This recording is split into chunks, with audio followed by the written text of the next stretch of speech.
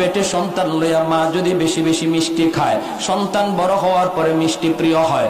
মা পেটে সন্তান লইয়া যদি বেশি বেশি টক খায়, সন্তান বড় হওয়ার পরে টক প্রিয় হয়। মা সন্তান পেটে নিয়ে যদি বেশি বেশি করে গান শোনে, সন্তান বড় হওয়ার পরে গায়ক হয়। মা সন্তান পেটে নিয়ে যদি বেশি বেশি কোরআন তেলাওয়াত করে, সন্তান বড় হইয়া কোরআনের হাফেজ হয়। মা যদি সন্তান পেটে নিয়ে পর্দা করে চলে যুবক, তাহলে এই সন্তান বড় হওয়ার পরে মেধাবী হয়।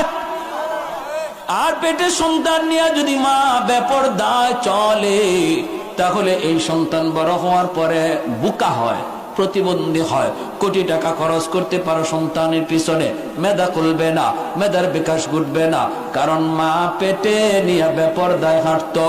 এ যুবক একটু বলো, বলো না বলো।